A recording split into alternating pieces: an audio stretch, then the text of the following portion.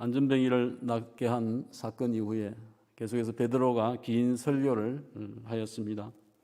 그 뒤에 감옥에 하룻밤을 갇히고 오늘 본문 속에서 이제 재판을 받는 상황이 되어졌는데요. 여기에 모인 공회의 공회원들, 또 제사장 또는 서기관들, 그 당시에 말로 하면 최고의 그 지식인들, 또 신학자들, 설교가가 그곳에 모여서 오늘 베드로와 요한이 행한 그 일과 그 설교에 대해서 재판을 하겠다고 모였습니다. 오늘 그들이 모여서 의논하면서 두 가지 놀란 점이 있습니다.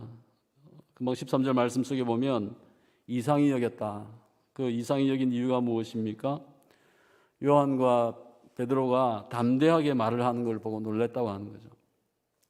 과거에 저 베드로와 요한은 예수와 함께 있었던 것을 알고 있었고 또 겁쟁이였는데 오늘 이 설교하였고 또 재판정에서 전혀 주눅들지 아니하고 서서 이야기하는 것을 보면서 어찌 된 거냐, 이상하다. 또 한 가지는 무엇입니까? 본래 학문이 없는 평범한 어부 출신이잖아요. 배운 것도 없고 자기들보다 구약에 대해서, 말씀에 대해서 푸는 것이 좋을 리가 없는데 말하는 것을 보니까 정말 성경의 어떤 중요한 진리를 이야기하고 메시아에 대한 이야기를 하는 것을 보니까 도저히 이상하다고 하는 거죠. 이게 어찌 된 것이냐. 오늘 그들이 베드로와 요한을 봤을 때 무식한 자였습니다. 근데 겁도 없고 또 증거하는 내용이 너무나도 성경의 중심을 자기네가 보지 못하였던 것을 꿰뚫고 있는 것을 본 것이죠. 이상했다고 하는 것입니다. 저희가 볼 때는 이상한 게 없잖아요. 영적인 눈을 가지고 이것은 이상한 것이 전혀 아니다. 하지만 그들이 봤을 때는 왜 이상했을까요? 단순히 외적인 눈을 가지고 봤을 때는 자격이 있습니까? 배운 게 있습니까? 내가 누구의 수하에서 율법을 배웠다고 이야기할 수 있습니까? 그 이상해진 이유가 무엇이겠습니까? 이상하게 보인 이유가 무엇이겠습니까? 저희는 그 이유를 알고 있습니다. 성령이 그들 가운데 역사하고 감동하고 말씀을 주었고 예수님이 말씀한 것 같이 예수님이 말씀하신 진리를 성령이 임하니까 그것을 깨닫고 그것을 풀 수가 있었다고 하는 것입니다. 하지만 이 성령의 강림이나 성령의 역사를 믿지 않는 사두개인들, 부활을 믿지 않는 저들을 향하여서 얘기했을 때 그들의 지식과 그들의 수많은 경험이 아무런 쓸모가 없게 되어진 것이죠. 이상하다. 왜 저러냐? 오늘 저희는 이것이 하나님의 역사였고 성령의 역사였다고 하는 것을 깨닫게 되어질 때에 전혀 이상할 것이 없다고 하는 것을 알 수 있습니다. 그 다음에 17절과 18절 뒤에 보면 자기들도 이것을 더 이상 부인할 수 없고 또 이것이 민간에 더 퍼지지 않게 하기 위하여서 위협하자라고 결정을 합니다. 다 내보내고 자기들끼리 모여서 의논한 결과죠. 그리고 두 가지를 결정했는데 한 가지는 더 이상 이 전하는 저 내용이 더 퍼지지 못하게 하자고 하는 것이었고 두 번째는 그 이름으로 아무에게도 말하지 말게 하자. 그 이름이라고 하는 것은 누굽니까? 예수죠. 예수님의 이름을 퍼지지 않게 하고 아무도 말을 못하게 하자. 이 두 가지를 결정하게 되어집니다. 예수라고 하는 그 이름이 금기어가 된 거죠. 말을 해서는 안 되고 몰래 말을 해야 되는 이 같은 상황이 되어졌습니다.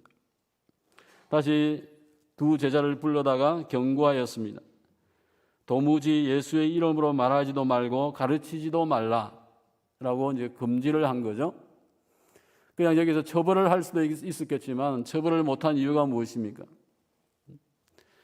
베드로가 얘기한 것이 참 틀리다고 부인할 수 없는 것이 지금 그 안전뱅이가 지금 그 재판정에 같이 있지 않습니까? 거지였고 안전뱅이였는데 지금 그가 살아서 있고 그가 서서 있고 그 증거를 부인할 수가 없는 거예요. 성령이 행하신 것을 부인할 수는 없었지만 하지만 자기 자신들의 이득을 위하여서 이와 같이 경고하고 있는 것을 보게 되었습니다. 그때에 아주 유명한 고백을 하죠. 신앙의 고백을 19절 속에서 보게 되어집니다. 베드로와 요한이 대답하여 하나님 앞에서 너희의 말을 듣는 것이 하나님의 말씀을 듣는 것보다 옳은가 판단해봐라. 무슨 얘기죠? 오늘 당신네가 우리에게 예수에 대해서 그 이름도 거명하지 말라고 하는데 당신들 말을 우리가 듣는 것이 맞겠느냐? 아니면 우리가 하나님 앞에서 신앙의 양심 가운데서 하나님의 말씀을 듣는 것이 낫겠느냐라고 이야기를 합니다. 우리는 보고 듣고 우리가 체험한 것을 말하지 아니할 수 없다라고 이야기하는 것입니다. 이 말씀은 중국에서 가정교회, 그 핍박 속에 있는 가정교회가 늘 주장하는 말씀입니다. 정부가 교회를 핍박하고 철거하고 교인들을 붙잡아가고 할 때에 우리가 너희의 말을 듣는 게 맞겠느냐? 하나님 앞에서 하나님 말을 듣는 것이 옳지 않느냐라고 근거를 내세우는 말씀이 이 말씀입니다. 누구를 더 무서워하느냐 하는 것이죠. 오늘 예수를 믿는, 하나님을 믿는 저희는 세상에 누구나 인간의 어떤 권세나 말을 무서워하는 것이 아니고 하나님의 명령에 또 내가 보고 믿은 복음에 대한 분명한 확신 때문에 그것을 포기할 수 없다고 하는 그런 고백일 것이고 오늘 저희에게도 이와 같은 고백이 필요합니다.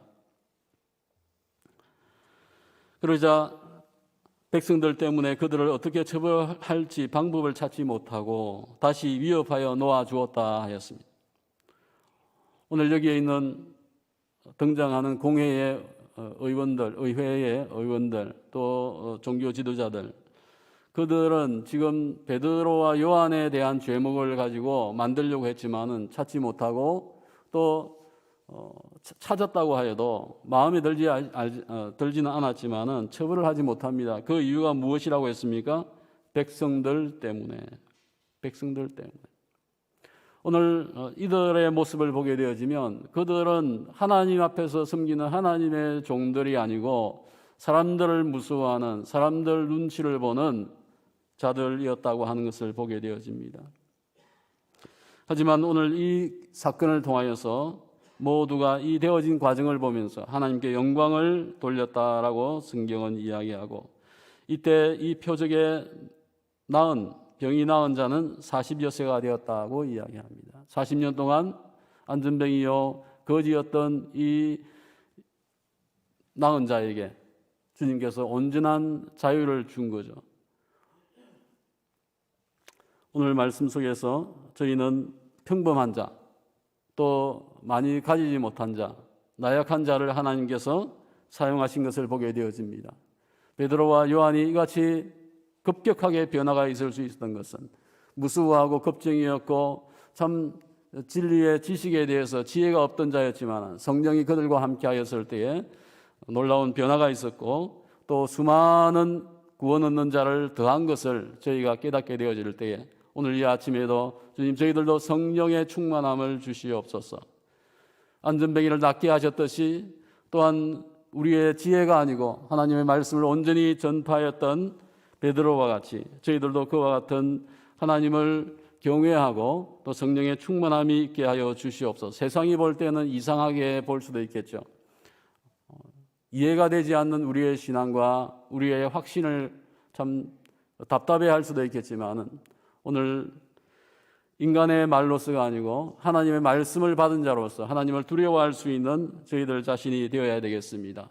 하나님께서 오늘도 저희의 기도와 주님과의 만남 속에서 주님께서 우리에게 깨닫게 하시고 또 하나님께 영광 돌릴 수 있는 하루의 삶이 되기를 바랍니다. 기도하겠습니다.